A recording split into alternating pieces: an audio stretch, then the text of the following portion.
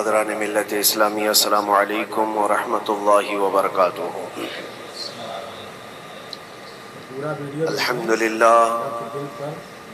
للہ الحنان المنان الذي خلق الإنسان وعلمه البيان، والصلاة والسلام على رسوله سيد الإنس والجان وعلى آله وأصحابه ذوي الخير والإحسان، أما بعد فأعوذ بالله من الشيطان الرجيم، بسم الله الرحمن الرحيم۔ إن الله لا يغير ما بقوم حتى يغيروا ما بأنفسهم، وإذا أراد الله بقوم سوءا فلا مرد له، صدق الله مولانا العظيم۔ بارگاہ رسالت معاب صلی اللہ علیہ وسلم میں درود پاک کا ہدیہ پیش کریں۔ اللہم صلی علی سیدنا محمد معدن الجود والکرم وآلہ واصحابہ الکرام وابنہ الکریم وبارک وسلم صلاة دائمتا سرمدا ابدا۔ حالات زمانہ کے اعتبار سے اور ہماری حالتوں کے اعتبار سے ایک بہت ہی عمدہ شعر ہے جو بالکل صادق آتا ہے۔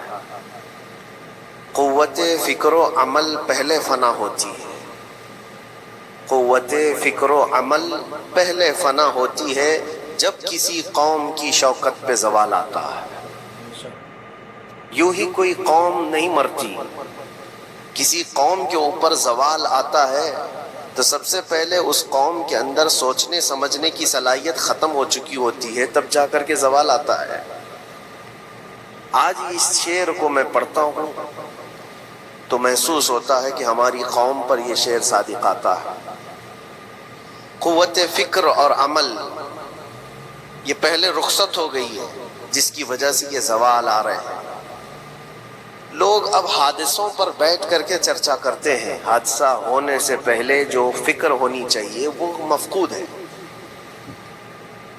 گھر جلنے کے بعد پھر میٹنگ کرنے کا مطلب کیا ہے؟ اس سے سیفٹی کے لیے پہلے سے انتظامات ہوں تو اس کو لائق و فائق اور دانش مندی سمجھا جائے گا۔ آج کی وہی حالات ہیں میرے عزیزوں۔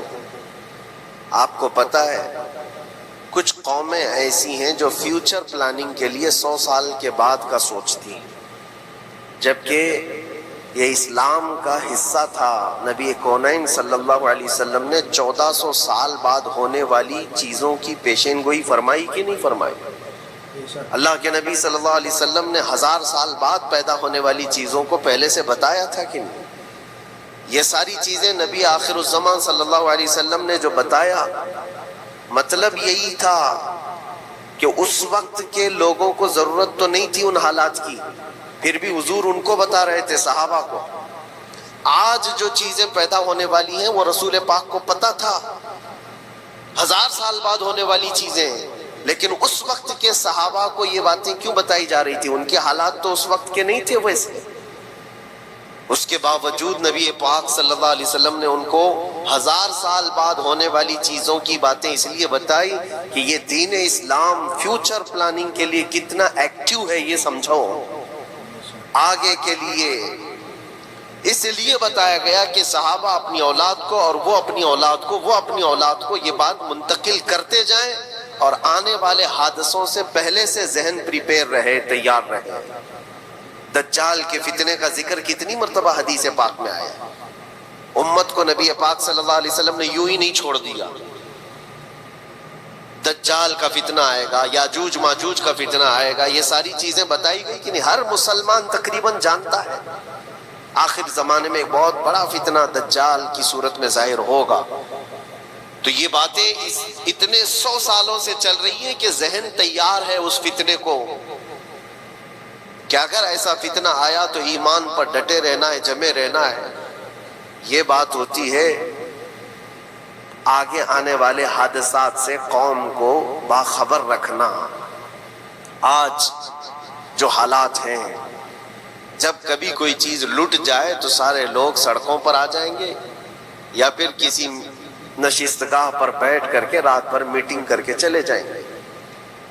یہ حادثے ہونے کے بعد یہ جو حالات ہیں یہ وہی چیزیں درشا رہی ہیں کہ قوت فکر و عمل فنا ہو گئی ہے. قیادت ہمارے ہاں مفقود ہے. کسی ایک قائد کے تحت کوئی ساری قوم آنا نہیں چاہتی.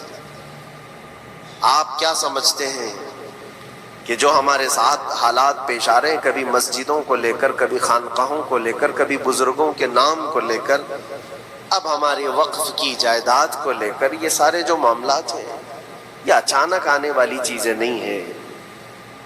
بھانپ لیا گیا ہے تمہاری پوری طبیعت کو، تمہارے مزاج کو، کہ فکر و عمل کی قوت ان کی ختم ہو چکی ہے. ان کو دو چند چیزوں میں ہی راضی کیا جا سکتا ہے. دنیا یہ سمجھ رہی ہے، جس کی وجہ سے کھلواڑ پر کھلواڑ ہوتے چلے جا رہے ہیں، اور ان کو یہ بھی پتہ ہے کہ یہ کچھ نہ کر سکیں گے. میرے عزیزو، آپ نا امید اور مایوس نہ ہو کہ ہم سے کچھ نہیں ہوگا. اللہ کریم چاہے تو ایک بندے سے بھی پوری دھرتی پر زلزلہ لا سکتا ہے.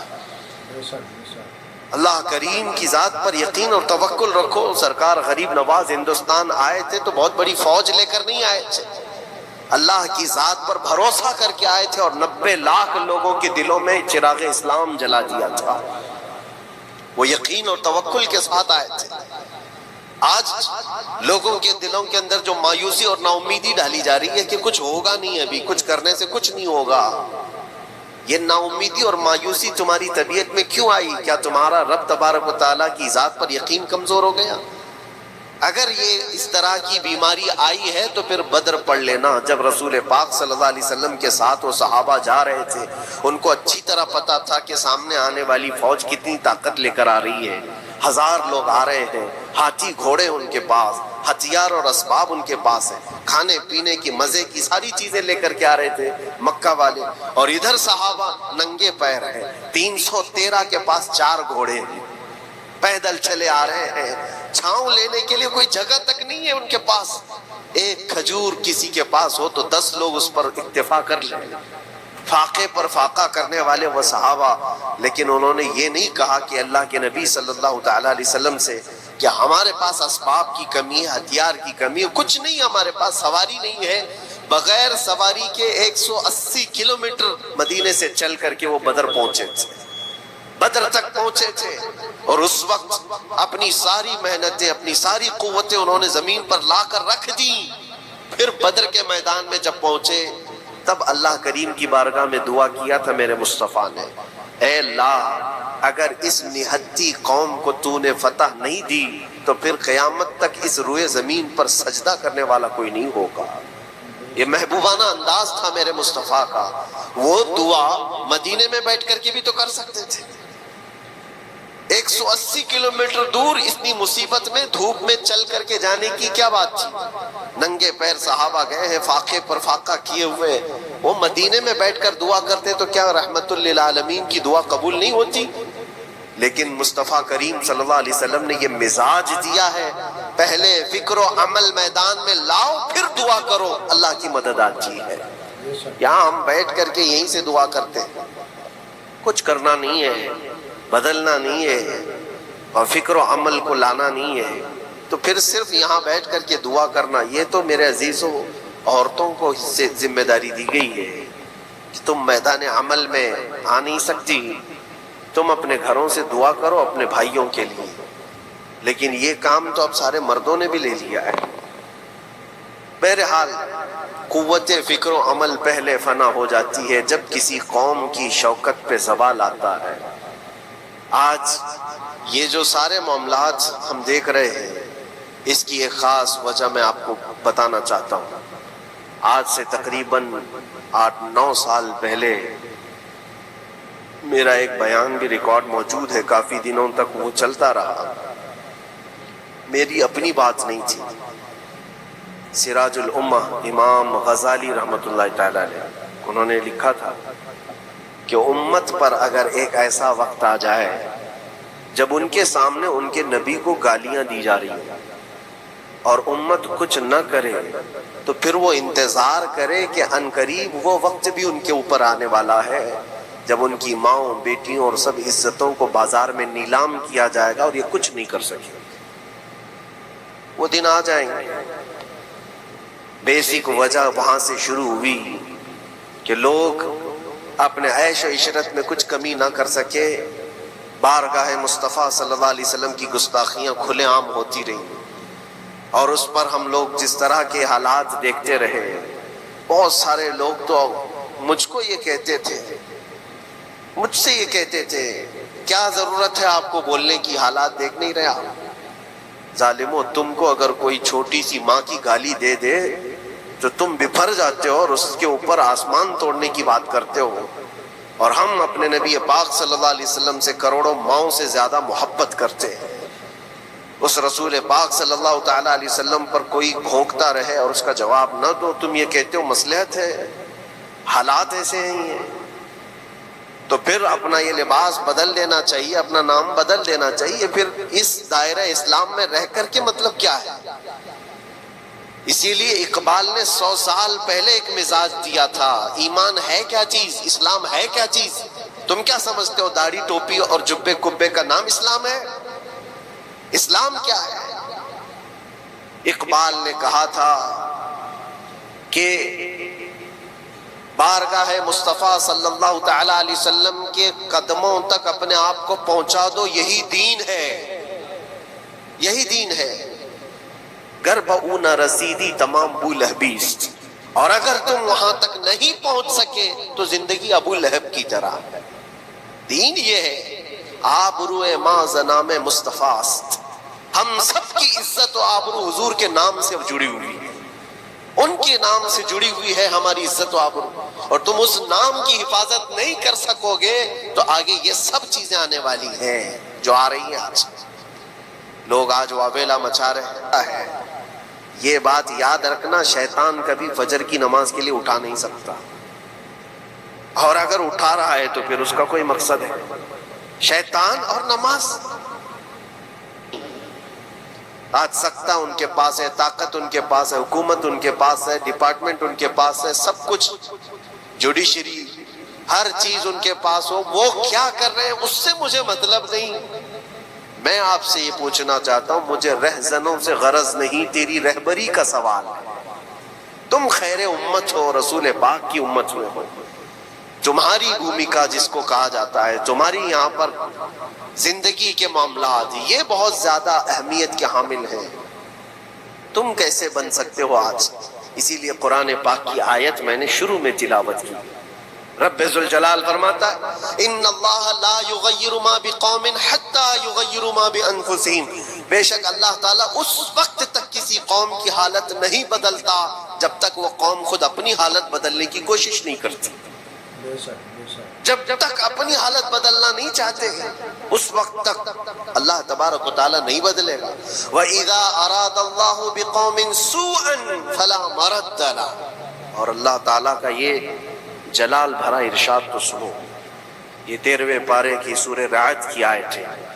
اللہ کریم فرماتا ہے، اور جب اللہ کسی قوم کے ساتھ سختی کا معاملہ کرنا چاہے، پکڑ کرنا چاہے، تو پھر کوئی طاقت اس کو ٹال نہیں سکے گی۔ رب تبارک و تعالیٰ جب کسی قوم پر عذاب لانا چاہے تو کوئی اس کو ٹال نہیں سکے، تو بدلو۔ اسی لیے اکثر یہ کہا جاتا، میں تو اپنی تقریروں میں جو چند مجھے چیزیں یاد رہتی ہیں وہ عرض کیے دیتا ہوں، باقی مجھے شعر و شاعری زیادہ یاد نہیں رہتی، لیکن جو دل پہ لگتی ہیں باتیں وہ ذہن میں محفوظ ہو جاتی ہیں۔ کسی شاعر نے کہا تھا، جگہ جگہ کے تھک چکے ہیں تمہیں یہ ہنگامے، نشاط لذت خواب گراں بدل ڈالو۔ کیا مطلب ہے؟ روز ایک ایک ہنگامہ ہوتا ہے، تم کو جگا رہا ہے، اٹھ جا اے مسلمان، اٹھ جا، نشاط لذت خواب گراں بدل ڈالو، لمبی نیند سونے کی جو عادت پڑی ہوئی ہے اس مزے کو بدل ڈالو۔ غلط روی سے منازل کا بعد بڑھتا ہے، مسافروں روش کارواں بدل ڈالو۔ شاعر نے کہا ہے، ادھر ادھر کی لے میں چلتے رہو گے تو منزل لمبی ہو جائے گی۔ جس راستے پر تمہیں چلنا ہے اگر بار بار ادھر ادھر مڑتے رہو گے، غلط روی اس کو کہتے ہیں، غلط چلنے سے منازل کا بعد بڑھتا ہے، منزل لمبی ہو جاتی ہے، جہاں پہنچنا تھا وہاں پہنچ ہی نہیں پاؤ گے۔ اسی لیے شاعر کہتا ہے، مسافروں روش کارواں بدل ڈالو، قافلے کے چلنے کا جو طریقہ ہے اس کو بدل لو تم۔ یہ پوری کی پوری بات ہم پر فٹ ہوتی ہے. چلنے کا انداز بدل ڈالو اے نوجوان. جہاں کسی کے گھر میں آگ لگی وہ دھواں اٹھ رہا ہو، اور اگر کوئی نوجوان اندر بیٹھ کر کے یہ کہتا ہو کہ یہ ساون کا موسم ہے یا پھر یہ ابر رحمت ہے، تو اس کی سوچ پر ہم کیا کہیں؟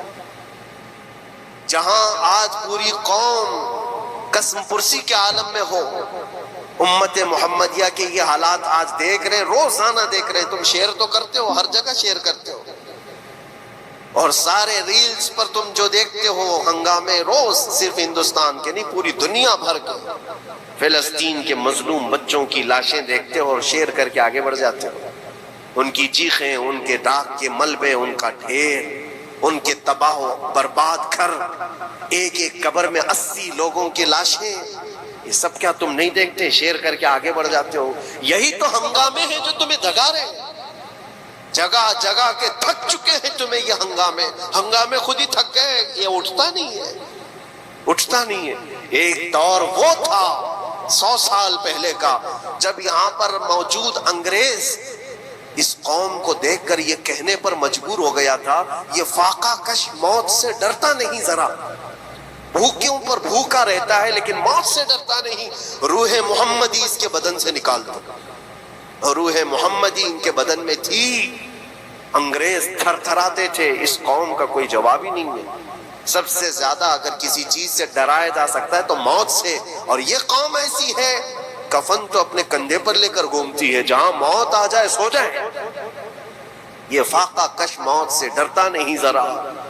روح محمدی اس کے بدن سے نکال دو. یہ کس کی بات تھی؟ یہ انگریزوں کی بات تھی. اور آج حالات بدل گئے. سارا کا سارا زمانہ تم پر آج بھوکے بھیڑیا کی طرح جھپٹ پڑا ہوا ہے. اور ان حالات میں آپ سے سوال کرتا ہوں، ایک طرف تیز آندھیاں چل رہی ہیں، ایک طرف گھر کے اندر آگ لگی ہوئی، ایک طرف بھوک اور پیاس کی شدت ستا رہی ہے، ایک طرف تمہارے بھائی بہنوں کی بیماریاں ستا رہی ہیں. جب اتنے سارے معاملات ہو تو اے نوجوانوں بتاؤ تم کیا کرو گے اس وقت؟ رات بھر بیٹھ کر گیم کھیلو گے؟ کیا یہ گیم کھیلنے کا وقت ہے؟ اس نوجوان پر کیا یہ افسوس نہیں ہوتا کہ اس کے پوری امت کے حالات ایسے ہیں کہ بچوں کی چیخیں نکل رہی ہیں اور اس کو پب جی سے فرصت نہیں ہے، ریل بنانے سے فرصت نہیں ہے، یہ مجرے کرتا ہوا گھوم رہا ہے. مسجدیں ویران کیوں ہیں؟ خالی کیوں ہیں؟ تم نے مسجدوں کو ویران رکھا تو مسجدیں تباہ ہونے شروع ہو گئیں، دوسروں کی نظر ہونے لگ گئیں اور اس پر لوگوں کی غلط نظریں پڑنے لگ گئیں.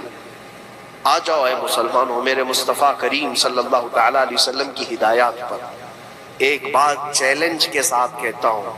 تمہارا نام اگر نبی پاک صلی اللہ علیہ وسلم کے نام سے جڑا ہے تو یہ چیلنج کے ساتھ میں کہتا ہوں، اس رہتی دنیا میں تمہیں پوری طاقتیں مل کر وہ عزت نہیں دے سکتی جو میرے مصطفیٰ کے قدموں کی وابستگی دے گی. کوئی تمہیں عزت نہیں دے سکتا. تمہیں وہیں آنا پڑے گا، اسی پوائنٹ پر آنا پڑے گا جہاں پہنچ کر کے خالد بن ولید نے عزت پائی تھی. اسی نقطے پر آ کر جمع ہو جاؤ جہاں عمر پہنچے تھے تو فاروق اعظم بن گئے تھے. اسی نقطے پر آ جاؤ جہاں علی پہنچے تھے تو حیدر کرار بنے تھے. ہر ایک کو عزت اسی بارگاہ سے ملی ہے. اور جو کچھ بھی معاملات ہو رہے ہیں اس کی ایک وجہ یہی ہے، ناموس رسالت پر تم نے ہلکے پن کا اظہار کیا تو پھر ہمارے سارے مسئلے داؤ پہ لگ جائیں گے.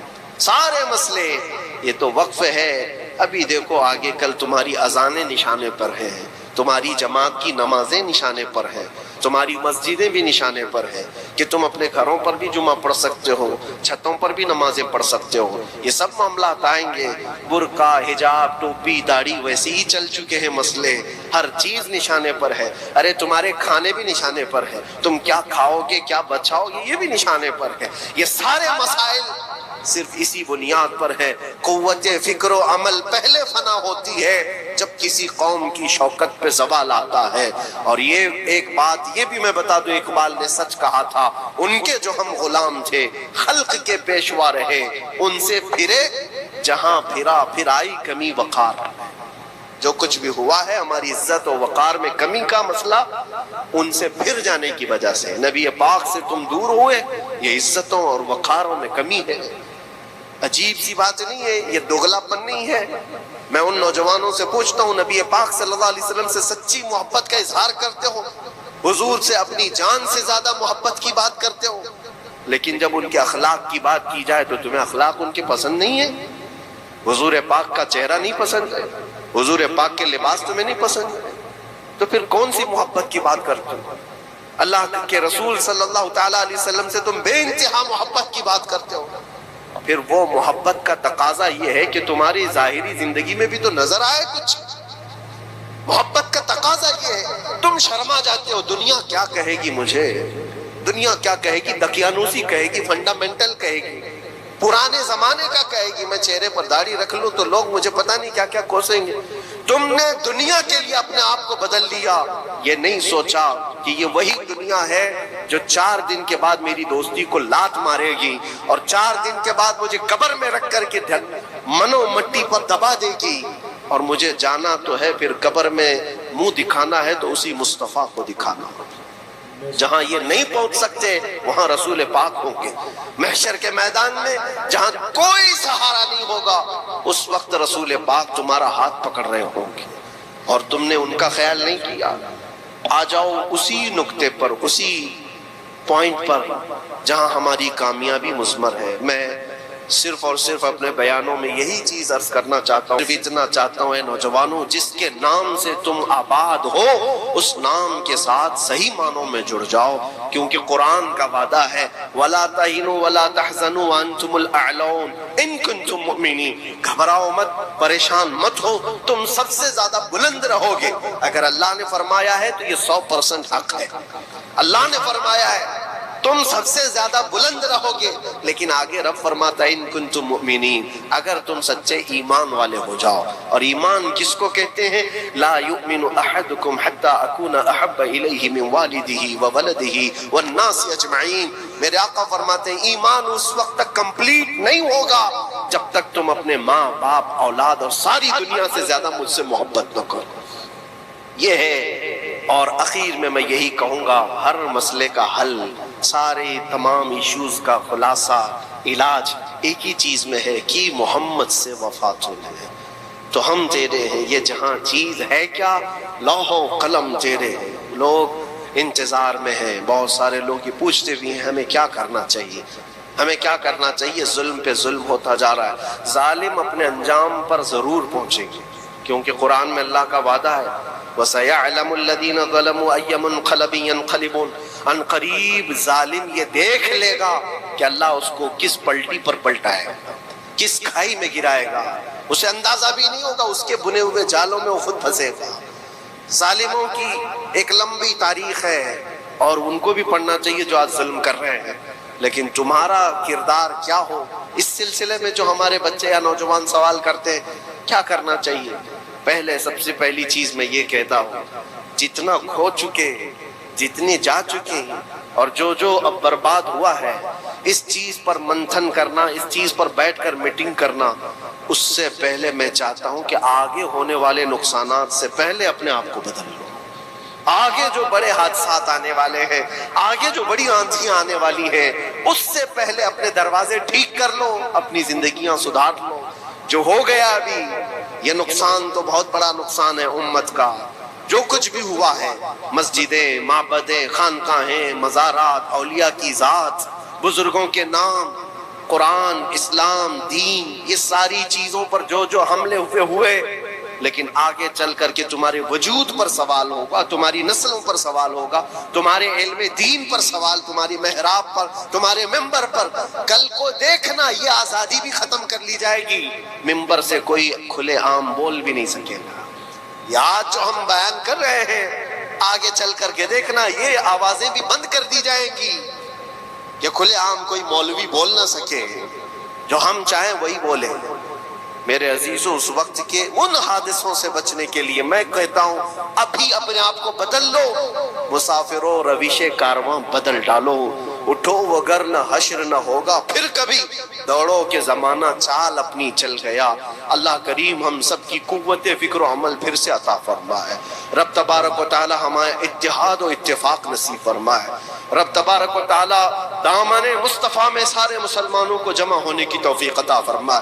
گنبد خضرا کی چھاؤں میں مولا ہمیں عزت و وقار عطا فرمائے۔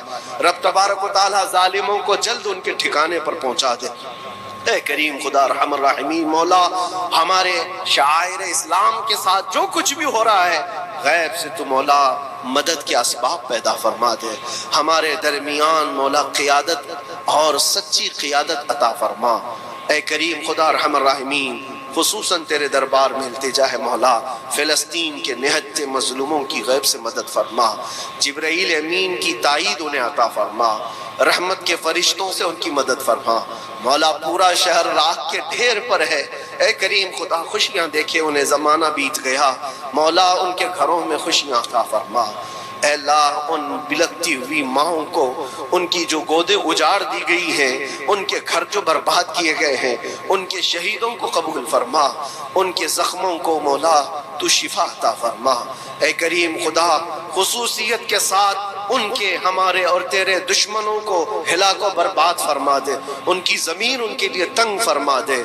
ربنا وآتنا ما وعدتنا على رسلك ولا تخزنا يوم القيامة انك لا تخلف الميعاد برحمتك يا ارحم الراحمين۔ وآخر دعوانا الحمد لله رب العالمين۔